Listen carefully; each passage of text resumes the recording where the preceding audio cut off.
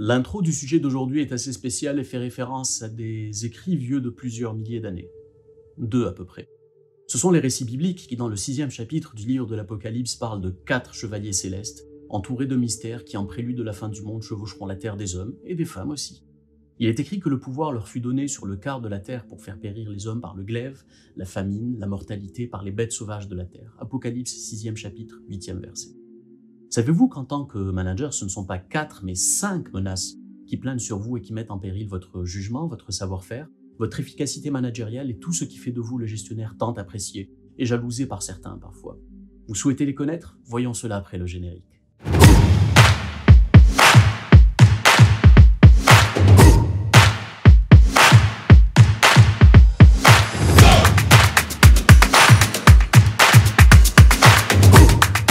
Bonjour à toutes, bonjour à tous, bienvenue dans ce nouvel épisode du Vrai Faux Mardi. Avant d'aller plus loin, j'aurai 2 petites requêtes.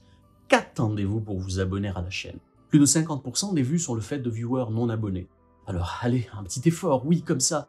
Glissez lentement votre souris vers le bas, non pas au centre, bande de coquins, mais sur le côté, et cliquez sur ce gros piton rouge sur lequel c'est écrit « S'abonner ». Et maintenant, remontez plus haut, légèrement plus haut, vers le centre, oui comme ça, et cliquez sur « J'aime ».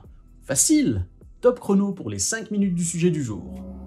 Nous pouvons identifier 5 grandes menaces qui planent au-dessus de vos performances et qui peuvent vous faire basculer du jour au lendemain de manager ultra performant à manager bourré de défauts et peu apprécié.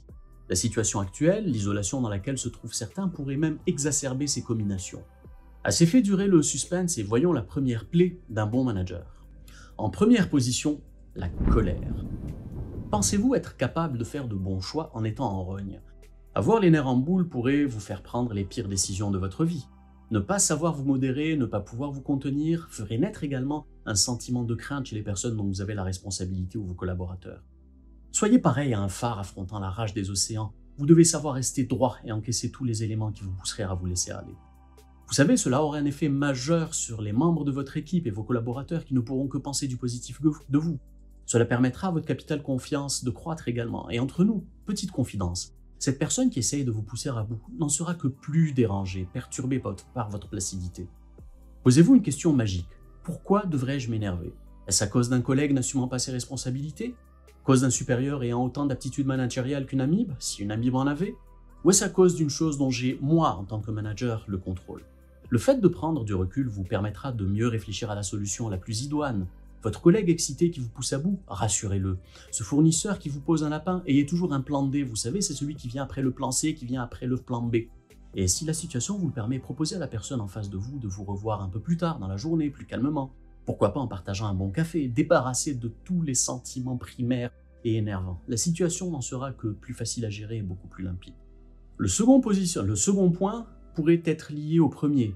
Avoir une fierté mal placée, faire preuve de zèle en ce qui concerne votre amour-propre, faire des points d'honneur de tout et de rien. Ces situations peuvent provoquer de l'énervement, des prises de décision irréfléchies, mais surtout, fermez vos chakras et vous faire passer à côté de superbes opportunités ou de passer à côté de l'occasion d'apprendre de nouvelles choses. Dites-vous que vous n'occupez pas ce poste pour vos compétences terrain ou d'action principalement, mais pour permettre à vos équipes, qui elles le doivent avoir ces compétences, d'exceller dans leurs tâches et de livrer le meilleur d'elles-mêmes. Un de vos collaborateurs vous propose une superbe idée, ne vous cachez pas derrière un « je vais y réfléchir ». Ou une pensée comment avec ses 3 jours d'expérience il prend sans savoir plus que nous.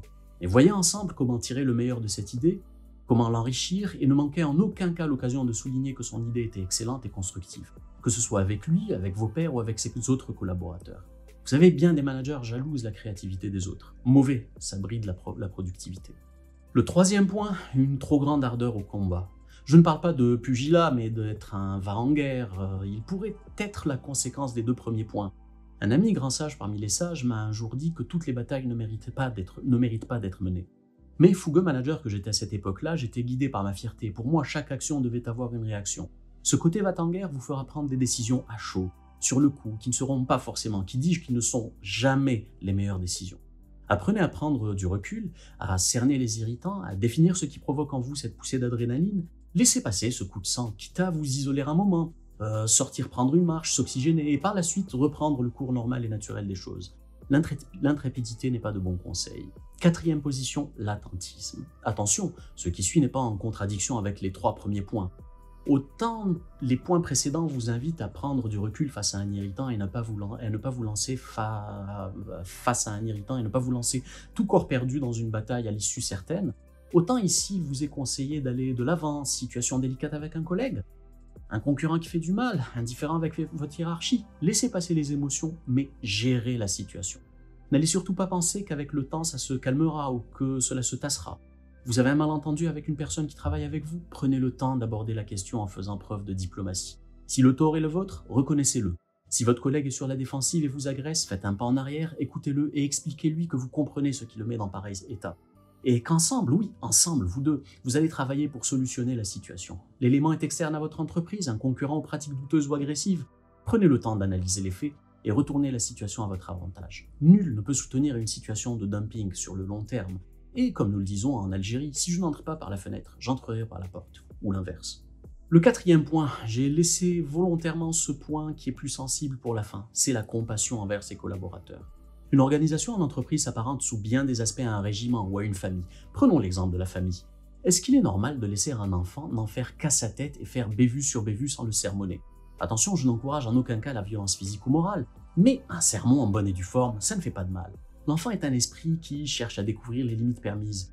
Fermer les yeux sur des maladresses professionnelles, sur la désorganisation, sur le manque de respect des deadlines et des engagements d'un des éléments de votre équipe aura des effets dévastateurs sur le reste de votre équipe, mais aussi sur l'image que vous projetez. En plus du risque de voir les erreurs se propager dans le quotidien de votre structure, menaçant la rentabilité de votre entreprise ou de votre projet, vous passerez également aux yeux des autres pour un dirigeant trop mou du genou, un dirigeant à la destinée claire, tout perdre. Je suis conscient que différents coachs en management et en gestion des relations professionnelles pourraient vous proposer une myriade de points critiques. Pour ma part, qui suis loin d'avoir leur expérience, je pense que ce sont quand même les 5 plaies principales des managers en particulier et de ceux qui évoluent en entreprise et en équipe en général. La première faille de l'humain se trouve dans ses réactions primaires. Sur ce, le 6e épisode du Vrai Faux Mardi se termine. Lâchez vos commentaires plus bas, ils sont les bienvenus. Et je vous le répète, un petit clic sur j'aime là en bas, ça ne mange pas de pain. Et si vous souhaitez être averti de la mise en ligne de l'épisode numéro 7, celui de la semaine prochaine de VFM, cliquez sur le joli bouton je m'abonne. Rendez-vous donc au 7e épisode et en attendant, je vous souhaite une excellente semaine. Prenez soin de vous et de ceux qui prennent soin de vous et à mardi prochain si Dieu nous prête vie. À ciao, bonsoir.